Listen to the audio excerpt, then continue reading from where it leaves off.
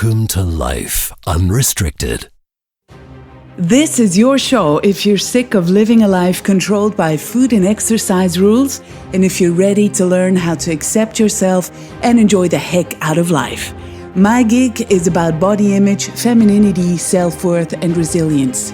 Come on, let's walk side by side as we slowly step out of restriction misery and unlock our true selves. Your host, Merritt Boxler, is a former national radio DJ, freelance journalist, speaker, and writer with a passion to make women feel good in their bodies. This is a show brought to you live from Switzerland. Hey there, lovely radicals. What's happening? Are you feeling okay? Those of us on the northern hemisphere are beginning to feel spring, and to me, just like every year, this feels like waking up from psychological hibernation. I love it. When I saw the first tentative dingle-dangles budding in the gardens in the neighborhood, my heart literally exhaled and I felt lighter and brighter inside. I guess, as I said, I'm just not a winter person. And let me tell you, I'm determined to contribute my humble little share to help as many women as possible to grow enough of a bullshit detector not to fall for the bikini body narrative that is bound to hit our feeds and advertising spaces soon. No, because we all deserve to enjoy spring and summer and every other season without being distracted and worn down by nonsensical messages about our bodies. I want us to be free to feel joy and to enjoy our lives without feeling like prisoners of the war on bodies, free of rules and random standards du jour. So yes, I want as many women as possible to know enough about why this bikini body, fitspo, diet culture narrative exists and to recognize how much harm it causes, how much it makes women subconsciously fight each other, trapped in an endless futile competition, instead of holding each other up and reminding each other of our wonderful power that we have. It brings me joy to see a person letting go of this old, invisible temple of rules and to find back to their individual, unique, wonderful, and let's say natural self. So it's important for all of us to know and to remember how painful it is to fall into the never enough trap. How much brain space this completely futile pursuit of an impossible, arbitrary ideal really takes. And how much energy is wasted by obsessing and counting and measuring and tracking. I want us all to know and to remember that taking care of ourselves and our bodies doesn't look anything like today's gym culture, fitspo memes, and diet ads make us believe. Because we forget, don't we, radicals? The sheer amount of pictures and messages out there, the catastrophical amount of diet camaraderie, the habit of comparison, they all feel like virulent tentacles sucking at our joy of life, at our curiosity, our self-compassion, and our sense of self-worth. That's the irony. Makes me crazy to see how much it distracts us all, and sadly, not just women nowadays, but ever more men as well, from doing what really lights us up, from being true, from being present in and for life, and from seeing other people without prejudice, without judgment, and without envy. So let me just quote some good old Einstein here. I love the quote. We cannot solve our problems with the same thinking we used when we created them. It's an incredibly powerful quote to me. And it gets more meaningful the longer I let it sink in. Because it holds true for seemingly surface issues as well as the very deep ones. It holds true for societal issues as well as the very personal core issues. So, for example, on a societal level, let's put the quote into the following context.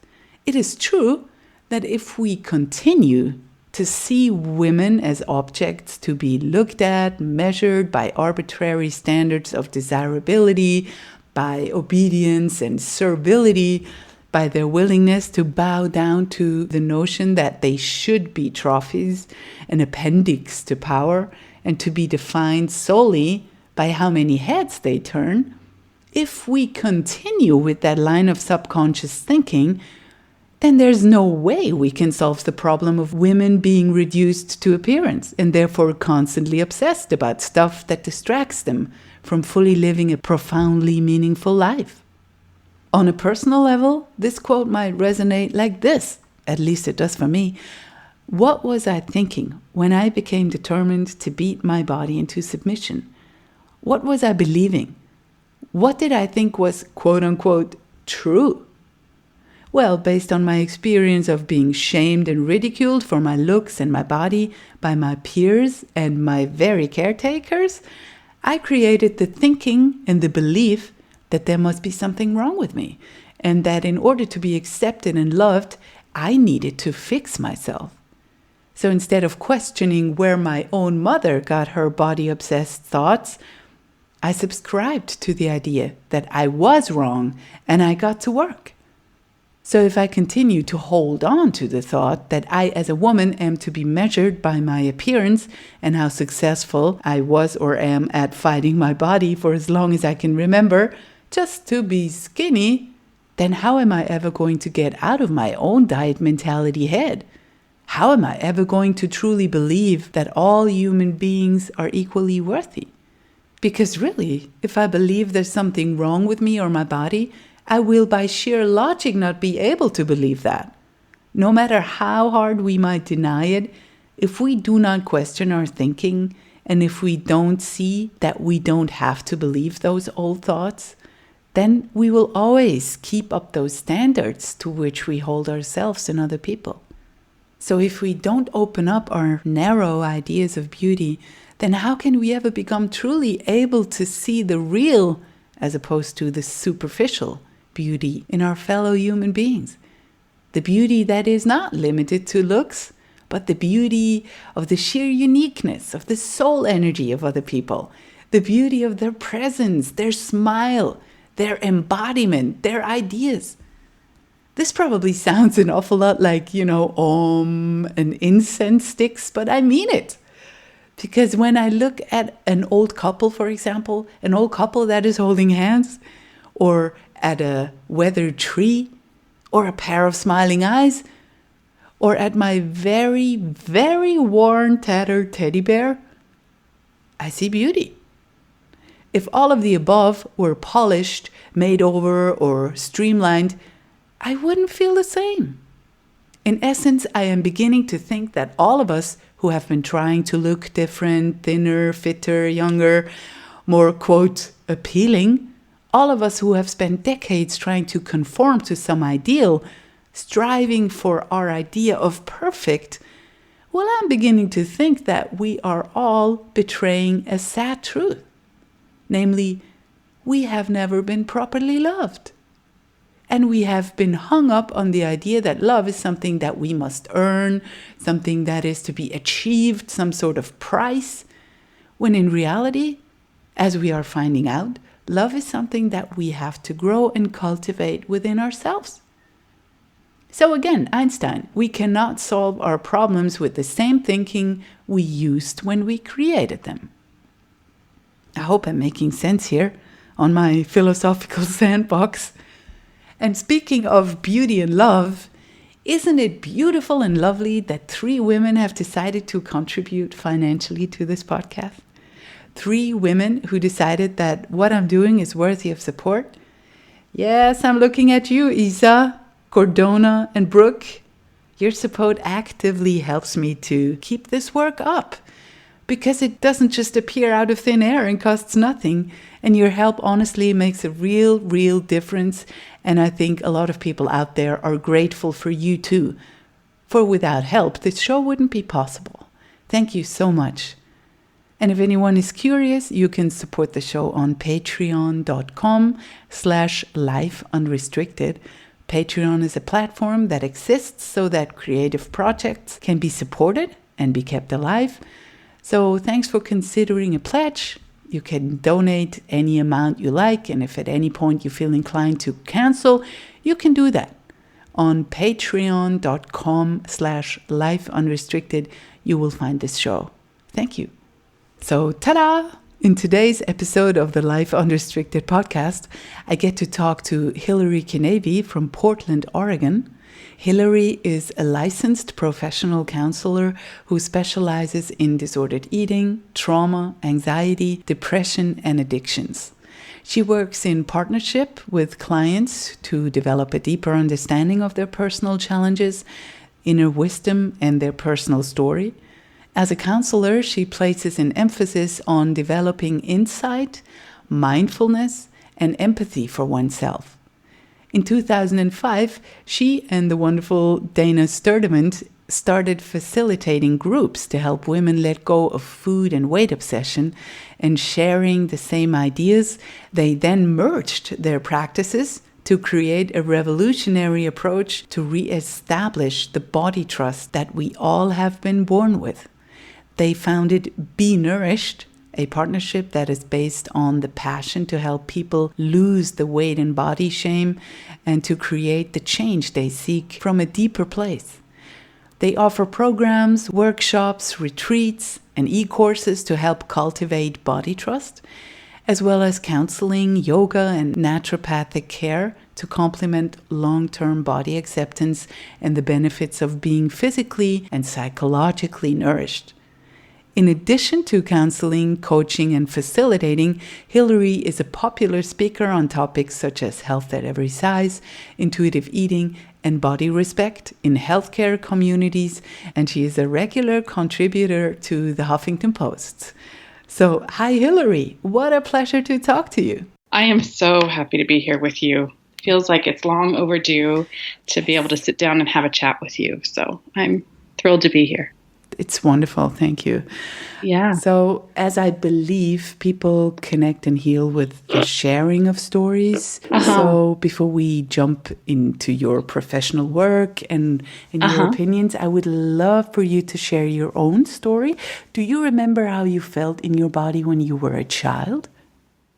Oh, it's such a good question. I don't remember how exactly it felt to be in my body as a child, but I do remember the moment that I realized, or that I first thought my body was not acceptable or not quite right. I remember looking at my second grade class picture and noticing that my belly stuck out further than my classmates. And just all of a sudden, that was the first time that I got that kind of laser beam focus on a body part. And I think that was the first time I really felt shame, or at least body shame. And, I grew up in a family that was really supportive of me. There was a lot of love. There was a lot, that they really thought I was smart and that I would achieve a lot. And there was a lot of focus on that. And in parallel, my mom was becoming a businesswoman. This was in the 1980s in San Francisco. And she was one of the first women that was really excelling in her company. And one of the things that I think got juxtaposed there for a lot of women in the 80s and my mom was that dieting was a part of that, being able to control the body and be able to put forth an image of oneself that was kind of bulletproof and perfect was really apparent. And so I just grew up in a family where women dieted. And I think that because they could assess, I listened to them assessing their bodies, I learned how to assess mine negatively.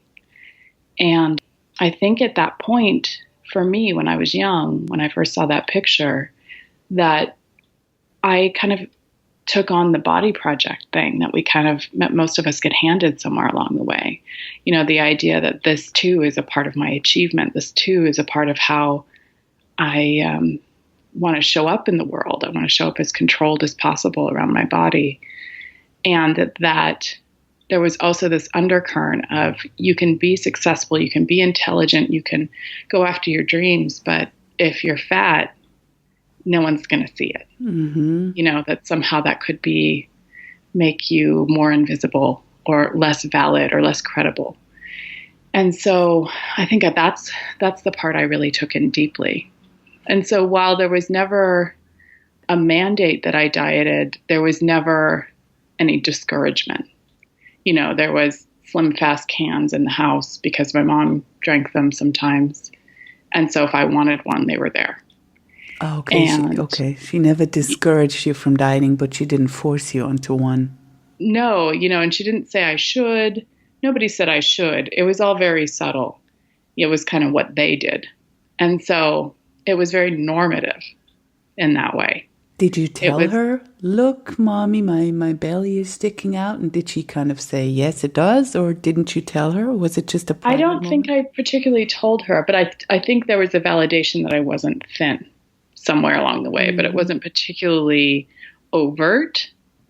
And with my grandmother in particular, who did love to diet and really did love to restrain food, there was this idea that you were either thin or she didn't comment at all, when you saw her. So there was subtle ways, and I was raised to be a pleaser. And so I was very tuned in to all the adults in my life. And I really wanted to make sure that I was meeting expectations. I knew that was really important in my family system for my family to feel good that someone was meeting expectations.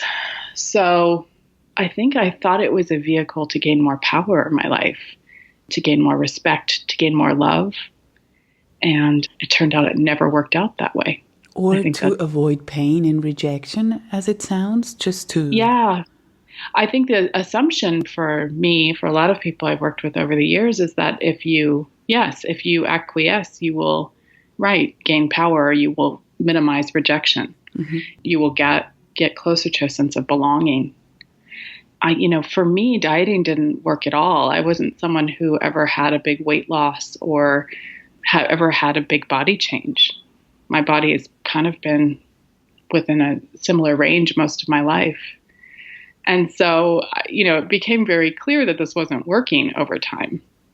Did your mom never comment, even when you went through puberty and everything? Nope, she didn't say much. I think she knew she didn't want to be negative. Okay. I think she didn't want me to believe that there was a problem.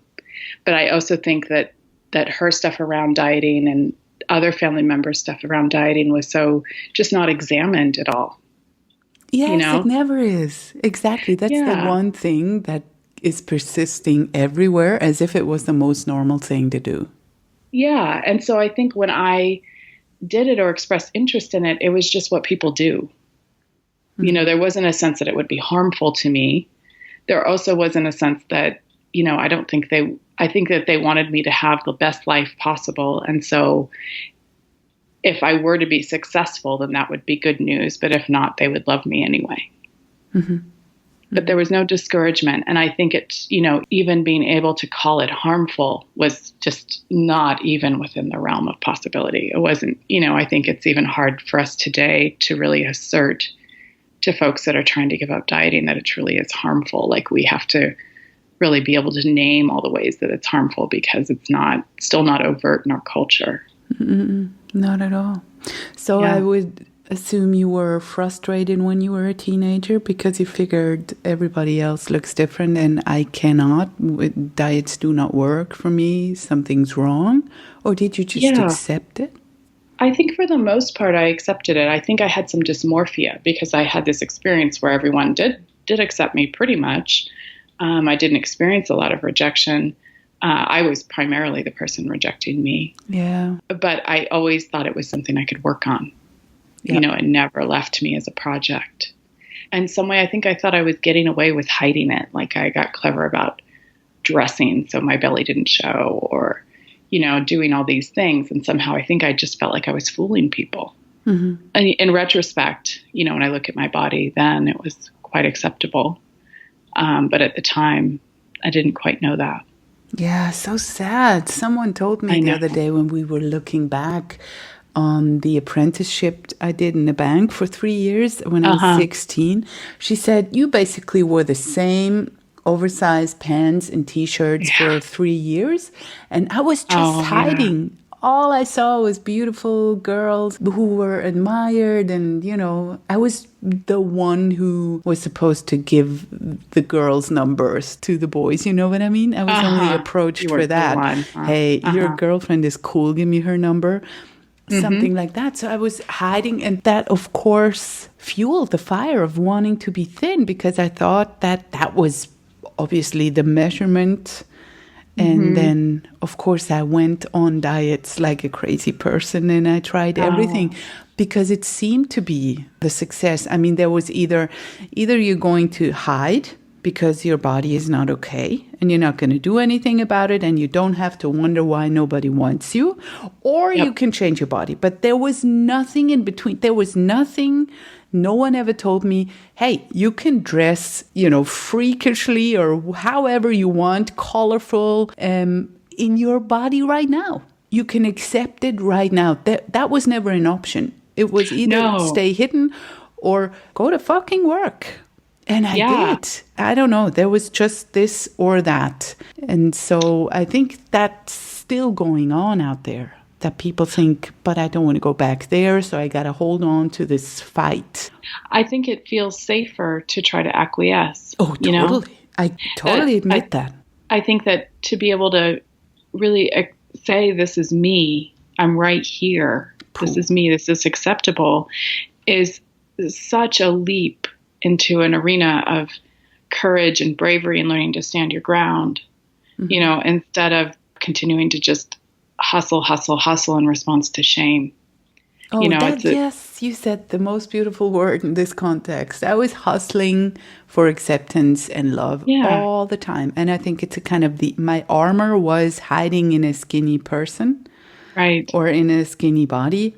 And in my head, I was never convinced that I was a skinny person. I was like, okay, you are just fooling people now to be accepted, and you better fight for that. And I was always afraid of losing it. In my head, I was always someone disguising as. You know what I mean? Yeah. We get so distanced from all that we are, or never even introduced. Mm-hmm. And I think the work ends up being about, God, who is in here and what's worth fighting for? Mm-hmm. And, I also love this idea of like, who do I admire the most? And if I think about all the people I admire the most, it's not people who have spent their life striving for a certain body, and so it's how we begin to pull at those threads and learn that we've been duped. We have been duped, that power and belonging and strength and beauty has always shown up in these wildly different forms than what we were taught. Yeah, but I was unaware of that when I was 16. Yeah. I don't know about you, but puberty, 16, 18, that was hard. We were looking at beauty magazines all day long, and I was admiring those models, the Linda Evangelista, the 90s sort of Cindy Crawford type of models. I was like, I would have given everything to look like them. And my girlfriends were looking thin and they were successful. Funnily enough, they have all broken down at some point or having really abusive relationships, or they went into addiction, or suddenly when I grew older, I saw, it's not a guarantee to happiness at all. No, just because they could get many boys doesn't mean she found their love. You know what I mean? Just because she was looking good doesn't mean she was happy. So we were really, as you say, duped, but we were all thinking the same thing between 16 and 20. And it was only when we were a bit older and we saw that lives develop in all sorts of ways, and that really your weight doesn't have anything to do with it. Yeah, it's true. I mean, feminism saved me. I was fortunate. I was fortunate to be raised by someone who was dead set on me being a feminist, despite this dieting thing. Dieting and feminism weren't places that met when I was growing up. But what did she tell you? I was not going to be necessarily taken care of by men. My parents were very social justice oriented. My dad was pretty radical. And, the concepts of power and oppression and all of that were we talked about them all the time in my house. Wow. And I think that's what, ended up saving me, is that when I finally got out of my house and I went to school, it was all women's studies. It was all sociology. It was all this stuff. And as I got further into that, I still wanted my body to be easier for me to live in this culture. But at the same time, this great dissonance started to grow in me because I just knew that when I was dieting, it didn't feel feminist in the way I had been taught about feminism. Not at all. Not at all. We are obedient when we diet. Yeah, I remember saying that to my aunt one day, like, I just can't do it anymore. Like, it just doesn't feel feminist. And I remember her kind of just allowing that to land, not saying much. And I think that conversation that day was a real origin place for me, because I couldn't solve the problem of my body loathing with feminism exactly, but I couldn't go forward with dieting anymore. And did you experience other people in your studies or classes that were of the same opinion? Or did it feel like, hey, why isn't anyone coming to the same conclusions as I am? I kind of felt like, why isn't anyone coming to the same conclusions I am? There was definitely like radical lesbian communities where I was that really I saw far more body acceptance in, and I felt very comfortable in those groups. But it wasn't until I finished graduate school in counseling, and I realized that in my counseling program, other than talking about diagnostics, nobody talked about eating disorders. Really? And I had been suffering so greatly just in my body loathing at that point. I wasn't dieting anymore, but my body loathing. Yeah. And actually, that's very common that people barely talk about eating disorders in counseling programs. Why? I wish I knew. It's one of my big questions right now in my work. I think that people don't feel skilled with eating disorders in general, so even people that would teach. I think it's considered elective because in the field, people choose to work with eating disorders, and it's considered a specialization. And because particularly anorexia has a reputation as being highly lethal, that people don't want to give out any information for fear that they're wrong or not expert enough. Fear of liability drives the counseling field. So, okay. And the fact that most eating disorders are not visible at all. Even most cases of anorexia aren't visible at all. Of course. It's terrible. Of course. It was never addressed in 15 years of therapy until 2 years ago when I was visibly sick. But it was never addressed. We went back to my mom, to my dad, to the whole addiction, blah, blah, blah, the trauma from... But never once was my eating struggle addressed. It was applauded even, wow, you've lost weight, you're taking care of yourself. And I was like, okay, good. So I keep doing this, huh? Doing the right thing, even though it feels completely incongruent with my wellness, right? Yeah. That's what finally did it for me, is when I got out of my counseling program and I started my practice, somehow I started to notice that me and my clients could sit there not talking about our bodies for hours and hours and hours. And it just felt like, was such a disembodied way to be with people. And at the same, I think I ran into Carolyn Knapp's Appetites book, which is such an amazing book. And it just changed everything. I was like, oh, I get this now. This makes sense. It was like, it's like the bridge between feminism and bodies. It's all the ways that the culture contributes to women's lack of appetite in their lives, for women wanting but not being able to own the wanting, for the ways that we've been taught to limit our desire, like we only get this much, right? We have to play into this role in order to be desirable. On all levels, right? I mean, on the sexual level, on the professional level, on the adventurous level, everything. Yeah, and that there's this time, I think Esther Perel speaks to this a bit more, but that there's this time in all women's lives where they switch from what they desire to their desirability. Yeah. Yes. Yeah, and it's about, and that was very centered on my body loathing, with like, how do I make it work so that other people both desire me but don't fear me, that want to be close to me. And so I was lucky enough at that time, after reading that book, to get introduced to a counselor that knew intuitive eating. And I didn't know it existed. It was just lucky. When was that? It was lucky. It was like 18 years ago. Mm-hmm. Wow. Mm-hmm. And that changed everything, honestly. That saved me from a lot of loathing, because all of a sudden I had these ways of practicing being in my body and taking care of myself that felt like a middle path, or a way of, it felt true. Like I felt like for the first time I was being encouraged to honor my own wisdom in regards to my body. And that was maybe the first time I knew that I could even trust it as an entity, that it wasn't the problem, that it wasn't just disgusting and broken, but that it was wise and trustworthy. And once I figured that out, I was so pissed off, honestly, that nobody was talking about it,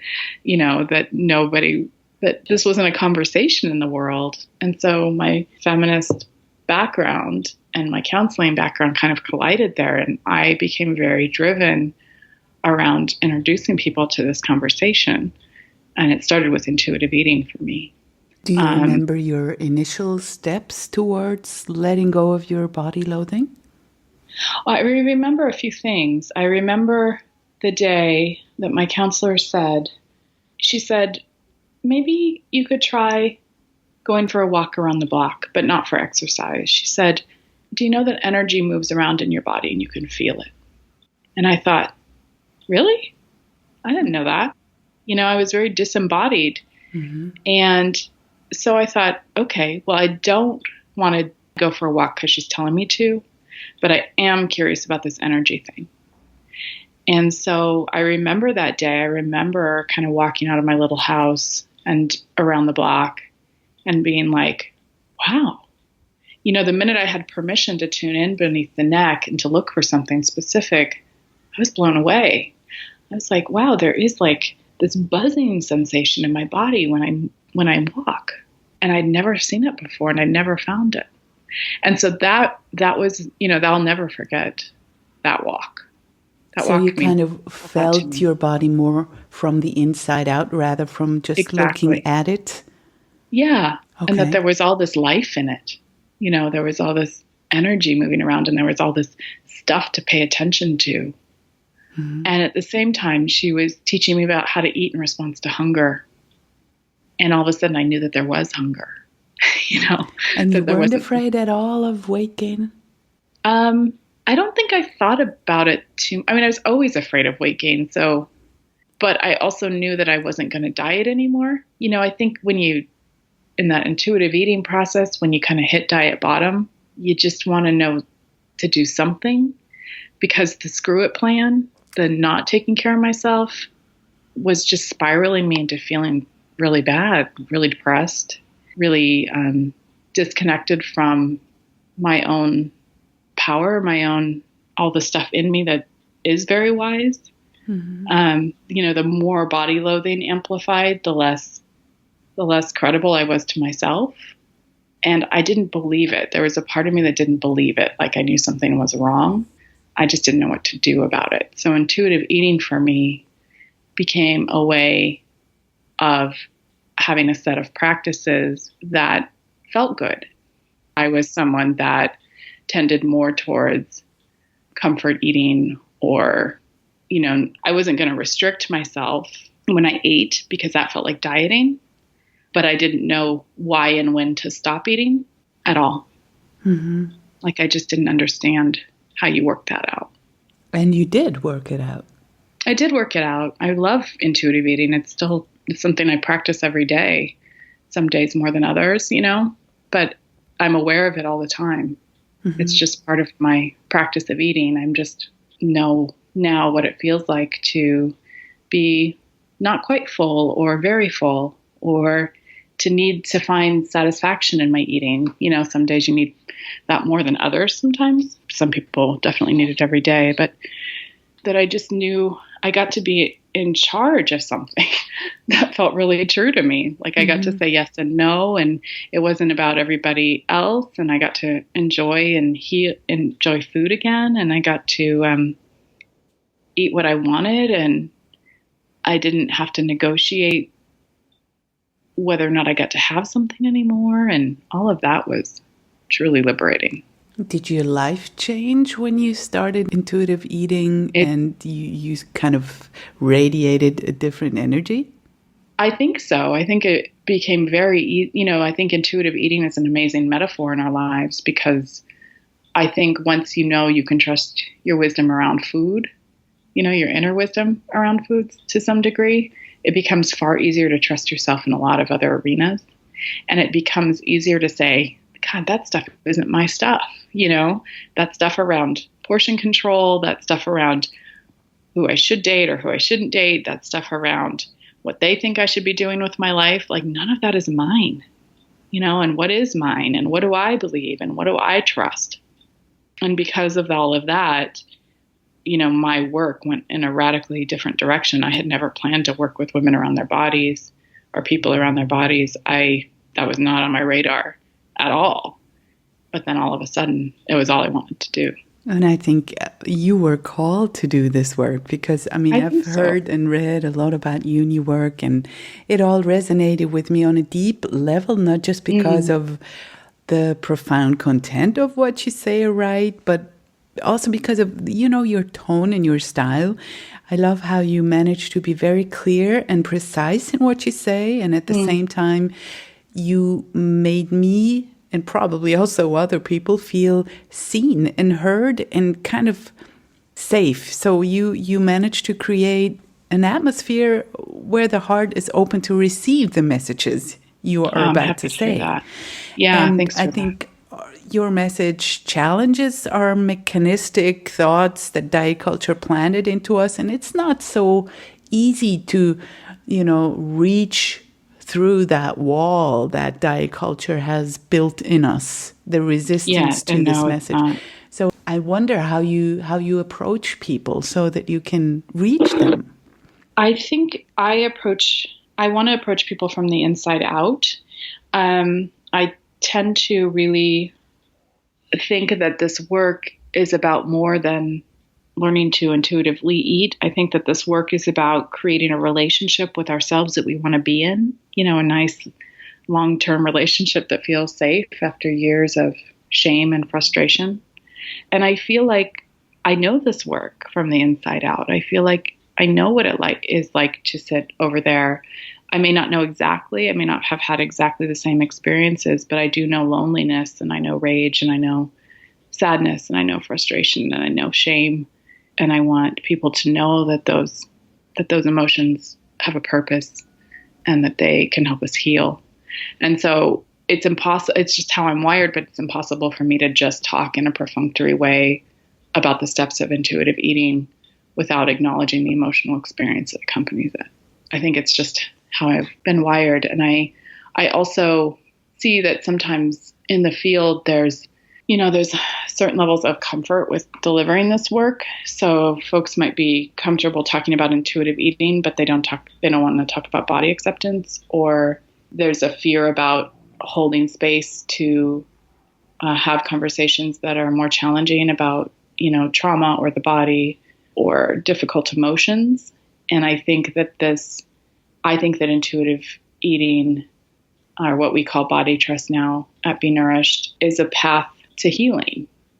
That what we're focused on here is really helping people heal their relationship with food and body, not just learn a new technique. And if we're talking about healing, we're talking about acknowledging, the hurt that we carry. We're talking about acknowledging the various oppressions that have contributed to feeling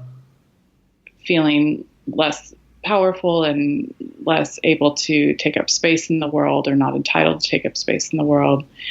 We're talking about acknowledging the ways that we've been told that we don't get to show up in the world. And so I want the future of healing work around food and bodies to evolve into a place where we are acknowledging the whole of a person. And I'm not sure that that's often happening to the degree it needs to. And I don't blame anyone. I don't think there's much training in this out there. And at the same time, it's absolutely necessary that this work becomes more trauma-informed. And we as a culture have grown up surrounded by weight loss promotion, diet talk, or mothers who dieted and body shaming everywhere. So after decades of witnessing how some bodies are being worshipped and others are shamed and pathologized even, we have created an inevitable internalized thin ideal, our own size bias, if you will. Yeah. So how do you help people see through all that?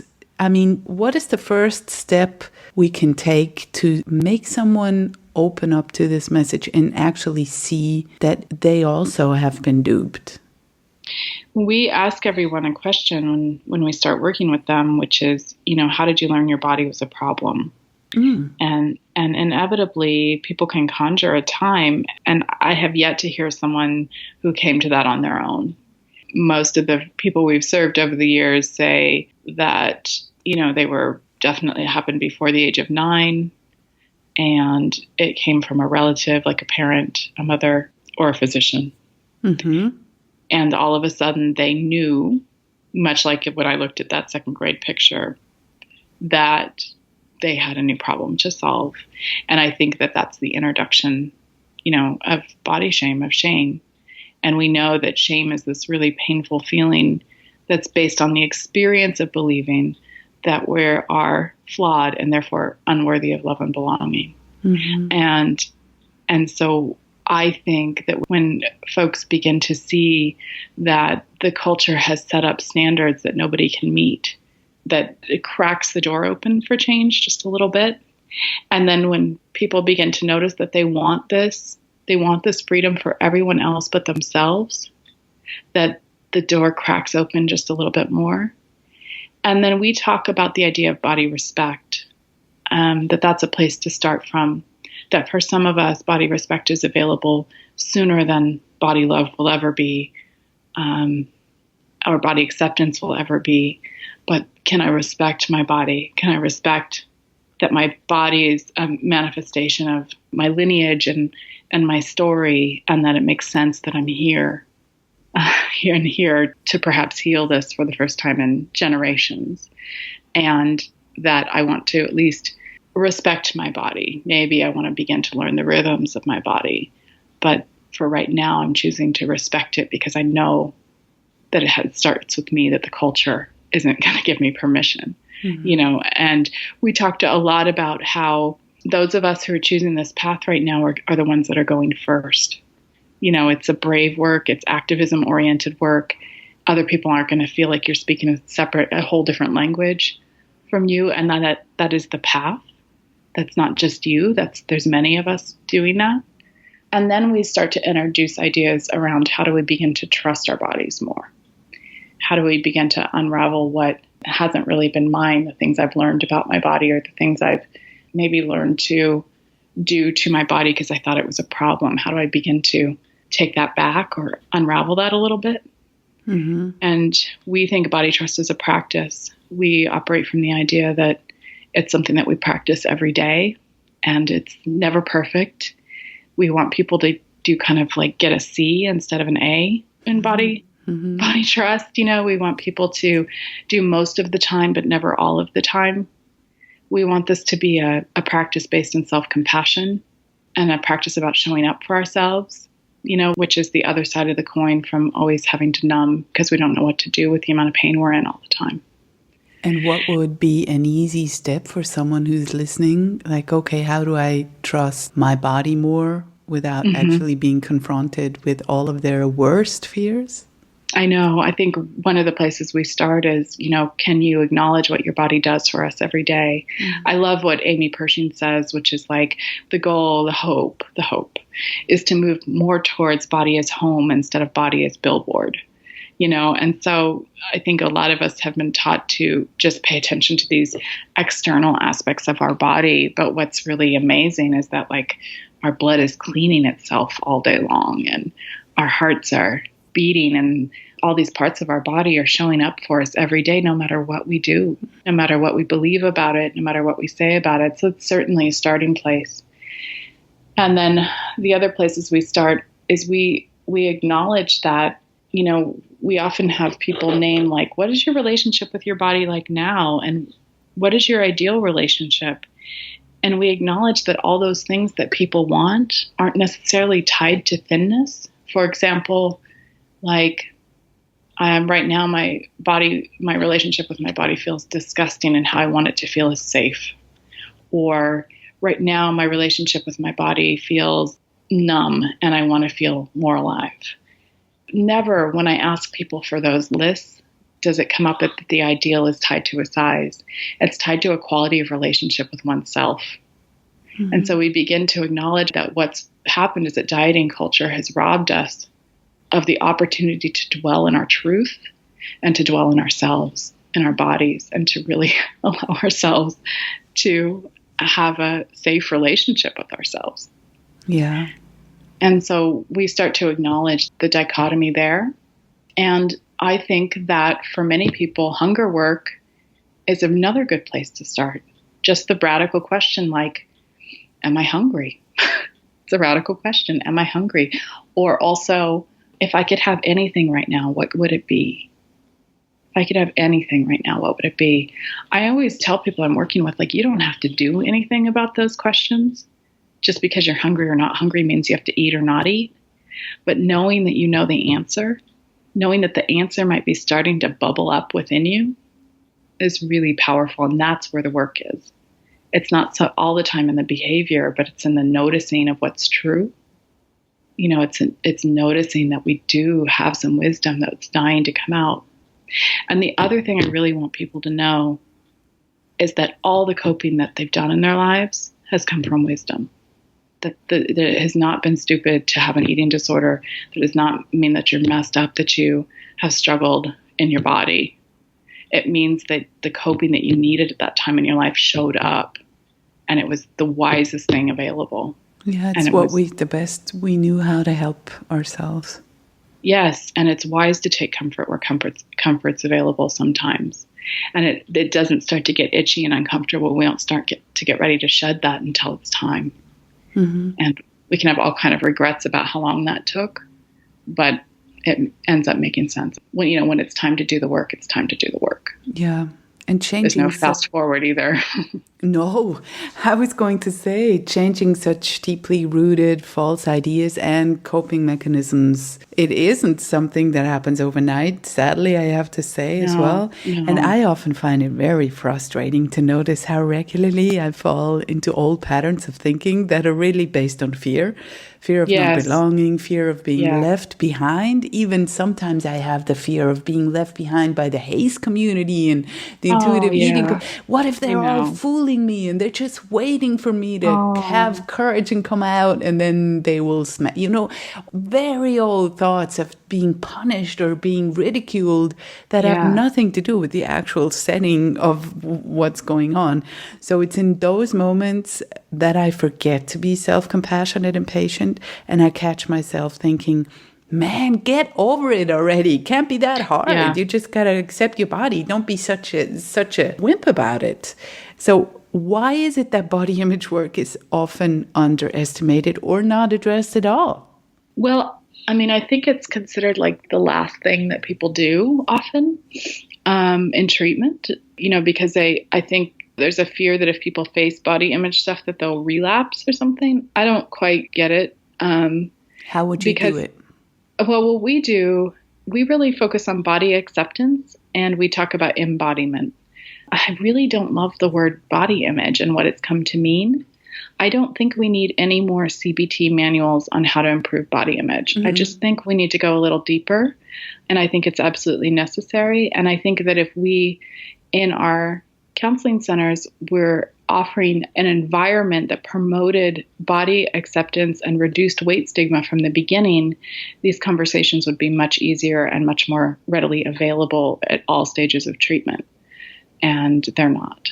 So what we think body image work is more akin to body acceptance work, knowing that bodies are diverse, that BMI is crap, that nobody can tell you what you should weigh. Nobody can tell you if you're going to lose weight or gain weight or where you should restore your weight to. That's never been true for any body. And that is a product of dieting culture. That bodies work out their stuff the way bodies work out their stuff.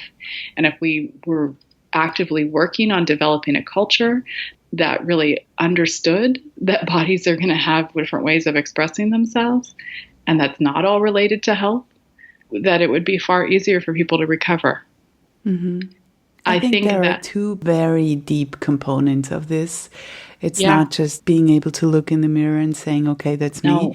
Because there's, for me at least, I find out about layers that are so much more deep down than I would ever have thought. And they're not about weight and they're not about my body, but they are hidden in that body image box. And so the body image work that I mean is also addressing our personal wounds. Yes. What is the empty hole inside that we're trying to feed or to run away from by looking a certain way, and then being surprised that we're not going to find it at any weight.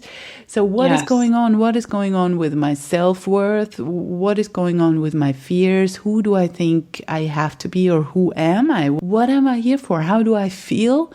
And the second one is that it can only be really successful body image work when we, each and every one of us, also contribute to the body image work on a much larger scale, on a socio-cultural scale, Absolutely. that we help someone else, or we are becoming active in some ways, because when we see how others are oppressed or how other women are suffering, then suddenly we can't go back, because we see the suffering and the perpetuating of the suffering and the oppression of women, and nowadays even, more and more men as well.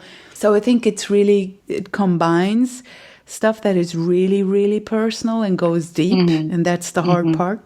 And the other thing is also, we can only be successful when we as a culture are pulling back the layers and we are working on being successful as a culture.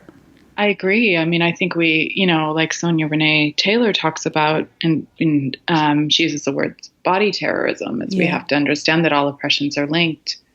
And so to be able to talk about body size also means to be able to, that we need to acknowledge that skin color and sexual orientation and ableism and all those pieces directly tie into whether or not we're willing to accept bodies as a whole. And that's part of our work too.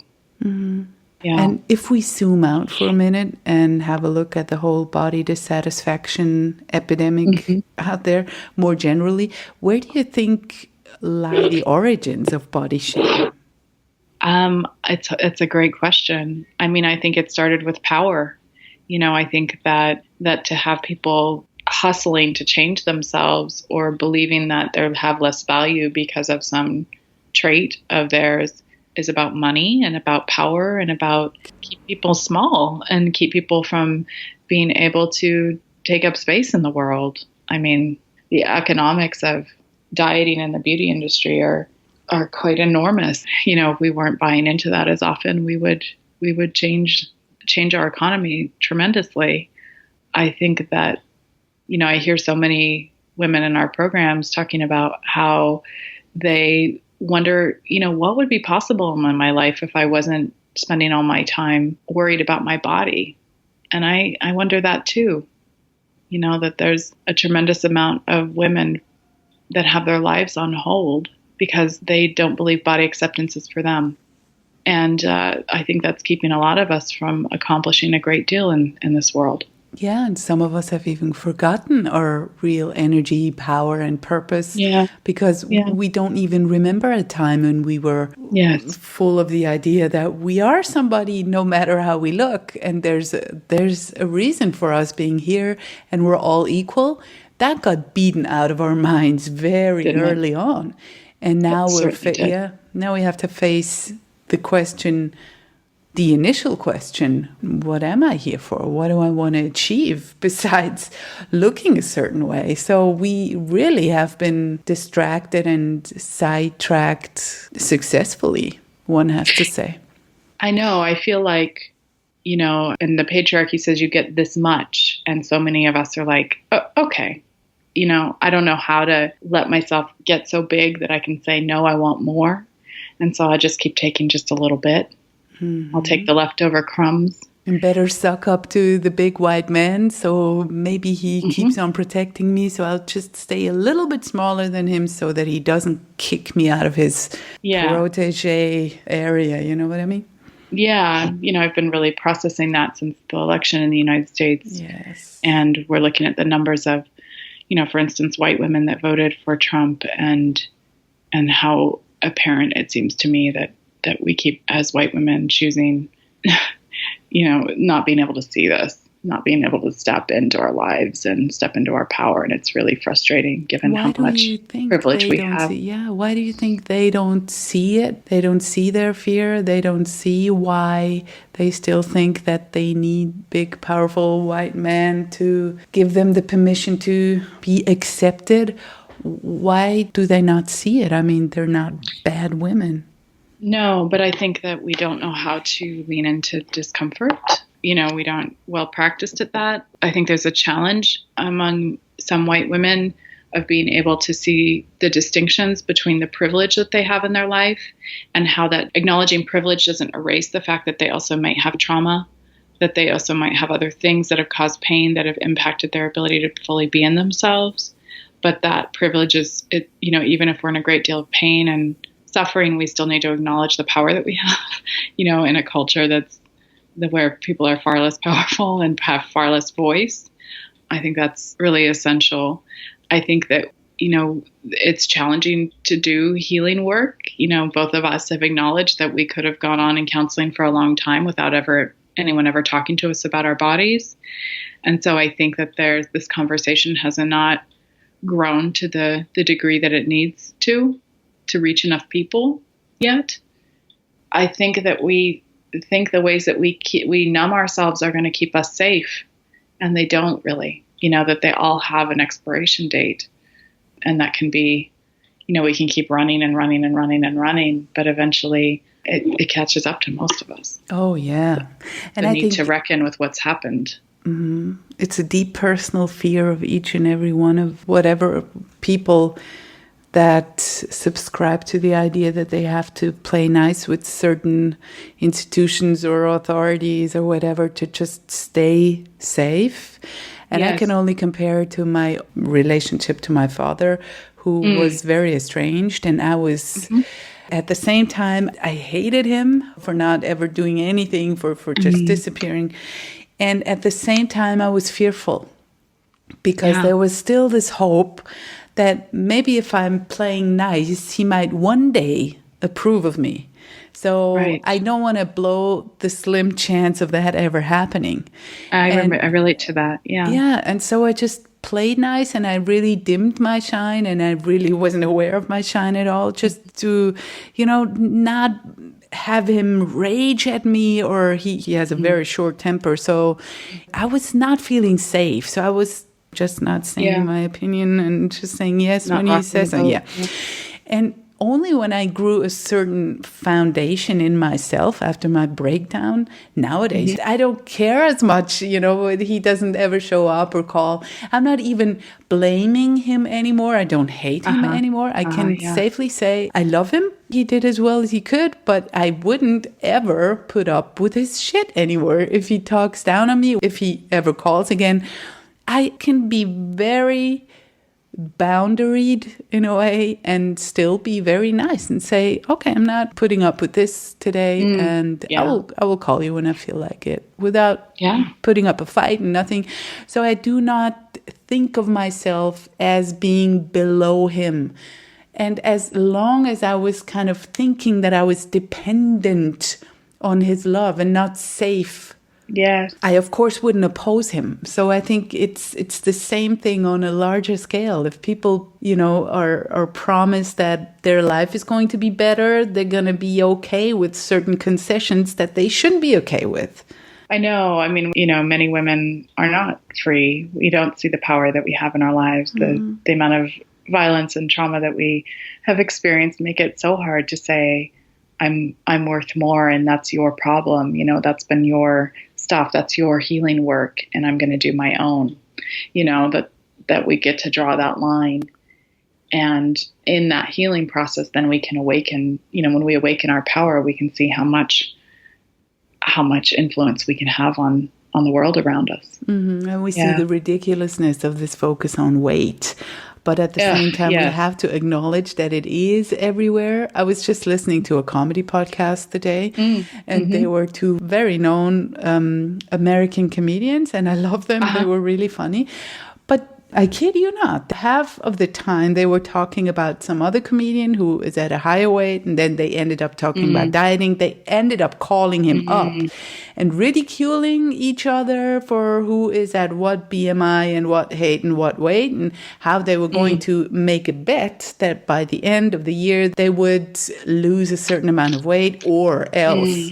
And I mean, they're all over 40. They're married men. I was like, why? even the podcast, it's probably 1 million downloads each episode. And I was like, Oh gosh. who else is listening to that? And they were certainly not Everyone. meaning to traumatize anyone. It's Yeah. just a normal behavior. It's so normalized. Yeah. And I keep hearing it everywhere, no matter what the Yeah. topic is, the weight comes up. So I think we really have to also face and think about where the different phases and levels of weight bias, where they show up in society and in ourselves. Everywhere. It's so true. How do you teach your clients and the people that go through your programs to recognize that? Well, I think we really want to give them some of the basic information that's provided in the Health at Every Size movement, which is that, bodies come in all shapes and sizes, that it's not a moral obligation to pursue health, and that people can live happily and well in bodies of a wide variety of sizes and abilities. And we, give them education about like the BMI. That's really important to know that was invented by a statistician and not at all meant to describe health. And yet we use it pretty lazily, in my opinion, in our healthcare system. Totally. That, I like to tell people about how many women have come to see me over the years who've sat across from me in very healthy bodies, like all the blood tests are good, and they're sure that they're not healthy just because of their weight alone. Yes. And so we start to talk about... The doctor reinforces that. Yeah, of course, yes. Oh, God. And that we talk about how dieting is what harm that creates, and what yo-yo dieting does to health. And we talk about what their real experience has been with trying to control their weight. I have yet to meet someone who's come to see me who doesn't feel absolutely alone. Everyone thinks that this is some way that they've failed in their own, it's been some isolated incident that they failed, but everyone else is somehow pulling this off. Yeah, and how true. So we want to validate that that's not in fact true at all. And the other thing I want people to know is that there is no diet program that is working. There's no diet program at all that has 2 to 5 year data that says that it's improving health and helping people maintain weight loss. None of them do that. And so yeah, that's what I thought when I heard the comedians. I was like, yeah, sure. They're going to celebrate probably by the 1st of January or whatever if they succeed, because it's easy to succeed short term. And then everybody's going to believe, oh, okay, they did it. And no one's going to ask again in 3 years. But I bet you they're going to talk about how they are at a higher weight than they are now. And it drives me crazy. It really does. But at the same time, I notice myself when I see myself in the reflection. How often do I tell myself, hey, watch that belly, man? No wonder the woman in my apartment block asked me if I was pregnant. And then suddenly I see my own internalized fat phobia. And I'm like, oh, we all have a long way to go. It shows up in an instant in my brain, just like that. Bam. Yeah, it's deep-seated. And so we learn to, like you say, you learn to see it and learn to catch it and learn to skillfully ride the waves of shame that come instead of, when we talk about what we've called bad body days around here, we're like, the goal of bad body days is not to have them, because we're going to have them in a weight bias culture. But the hope is that we don't get hooked by them, that they don't result in us making a new plan or doing something that's harmful to our bodies. So the practical example, if I walk by a mirror and the judgmental thought comes up, like, ooh, you've gained weight, you should watch it. And this kind of despairing feeling of, oh God, it's going to blow out of proportion and I'm a failure. What do I do with this thought then? I cannot just say, oh, I didn't think that. Yeah. So we say, I think the chance is to say, oh, look at what's happening right now. Not spiraling down to, oh my God, I'm so fat, but look at what I'm feeling right now. What am I feeling right now? Where do I feel it? What's going on? It's this, what is this feeling? Do I know what shame feels like in my body? And if so, is that what this is? Like what's happening right now? And to take some deep breaths and then to notice what follows. I think after I have an experience like that, sometimes what follows is grief or frustration or just sadness or loneliness.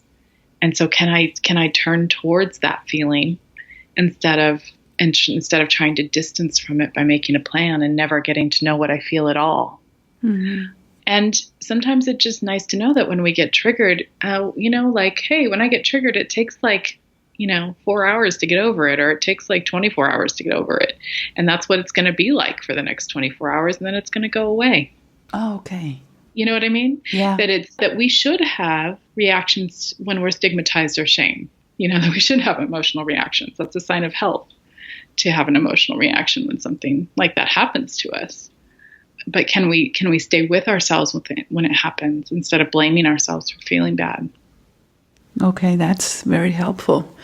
And Good. as you mentioned, you and Dana created Be Nourished, which has evolved into a pretty powerful partnership that offers programs, courses, workshops, and an abundance of resources generally. So please tell us how the whole thing came about, you and Dana's friendship and partnership.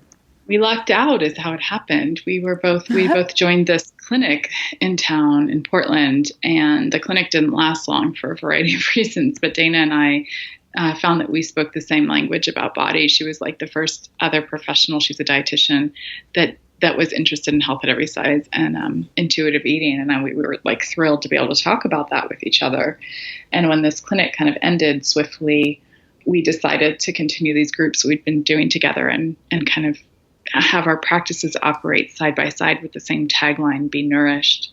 And it's really organically evolved since then. We didn't go into this with a business plan or an outcome in mind.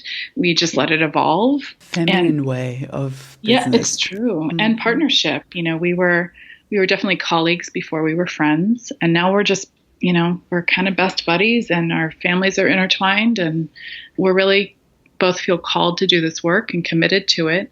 I think we've worked together for 11, almost 12 years now. And we are, we love what we do. We love leading groups. We love helping people heal. We love evolving in this work. And so now our work, for years, we've worked with the general public and offered groups. So we have an online course, all that stuff. And now we're really wanting to support healthcare providers in doing body trust work with people to help them feel more informed about how this healing process works.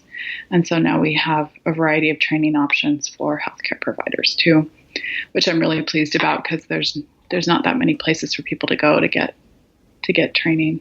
No, not at all. And I know a few people who have started the course in October. Oh, yeah. When you started with a retreat in Portland. And I was yelling over from Switzerland, like, I wish I could be there with all of you. And you posted some really beautiful pictures, and one could see how an atmosphere of acceptance can make all the difference. And I was always wondering, what are they doing? What are they learning? What are they doing? Yeah. And how is this happening? Well, I think for a lot of people that came to our training program, that was the first time they've ever been in an atmosphere that was truly weight inclusive, that was not, there was no bias, that everyone was very welcome. And I think that really created a strong bond among us, but also invited folks to really sink deeply into the work. And in that day, Linda Bacon came and spoke with us during that time, and we spent a lot of time talking about body shame and looking at that through the lens of Brene Brown's work, which I'm trained in. And then Dana is a trainer in motivational interviewing, which is a particular counseling style that we rely on a lot. So we spent some time in that work. We spent some time talking about what body acceptance is and what intuitive eating is. And now this cohort's in a 6-month online training with us. We're actually going to meet and talk on the phone in just a little bit here. But we're just kind of unpacking all of this. We're starting at the very theoretical roots of this. We're looking at, and we're looking at this from a social justice lens and making sure that we're including a very strong intersectional lens. And at the end of the 6-month period, I think that this group of providers is going to feel very knowledgeable and ready to help do this healing work. So we'll all be certified body trust providers at the end of it. And this will be our first group. Wonderful. Mm-hmm. It's really wonderful. And this group of people are so remarkable and so dedicated and so curious and so willing to go to deep places. And I'm so grateful for them. So they're dietitians and counselors. Yes, we have dietitians and counselors, coaches. We have someone studying to be a Chinese medicine doctor. We have nurse practitioners. It's a multidisciplinary training, which we were also very committed to doing and very proud of, because we think that, well, of course, all healthcare providers are having conversation with people about their bodies, and we want those conversations to improve drastically. It's so necessary, even for dietitians, that their training should be expanded and this should be included. So there's so much work to do, and I'm really grateful that you're offering that, because especially for a healthcare provider, it is essential to know about stuff like that, or they're gonna, maybe change someone's life for the worse. Yeah, I think it's hard to hold how much power we have as healthcare providers, and we do have so much. And towing the diet and culture line even a little bit in our practices is causing widespread damage and is promoting myths, and we need to stop. So Dana and I are really committed right now to helping providers get what they need in order to change the way they're working with people. Wonderful. I hope I can one day be the first Swiss body trust wellness coach. That'd be awesome, wouldn't it? We need to make that happen. We need to make that happen. We should. Let's talk about that. Okay. Love it. So what do people have to know about your work and where they can find you, all the resources? Yeah. So we're at benourished.org. That's our website. We have we have a blog full of years of work. We have a online course called No More Waiting, which is for anyone to join who wants to learn about this approach we have called body trust and healing their relationship with food and body. We run it 5 or 6 times a year, so it's available often. We can be available by Skype if needed at times. And we also have under our training page a lot of options for healthcare providers. We also have a support community for both healthcare providers and general public who have been through our courses. So there's a lot of ways. Blog, right? And a beautiful blog, yeah. So we have a lot of resources, and we just are here. We really believe that we're here to serve. So we love to know that you're out there, and if there's anything you need, let us know. Wonderful. Thank you so much. And I have to ask you, what would you like to be remembered for? Oh, what a great question. I would like to be remembered for kindness and compassion. It's an ongoing practice. And I'd like to be remembered for telling the truth. Yeah. Beautiful. It's important. Mm-hmm. Hilary, you really made my foggy, rainy day here a bit sunnier. Thank you. Yay. Yeah, it's been so wonderful to get to know you and spend this time with you. Thank you for your time, and say hi to Dana from me. And I'm so grateful that we could have this talk. Me too. Thanks so much. This was today's dose of badassery from Life Unrestricted. Find the show notes with links to everything we mentioned in this episode over at lifeunrestricted.org. And if this show is making you feel good, awesome, make sure to subscribe, and please let others feel good too. By leaving a 5-star review on iTunes, you'll help make this show more visible and therefore more accessible for others. You're the best. Thanks.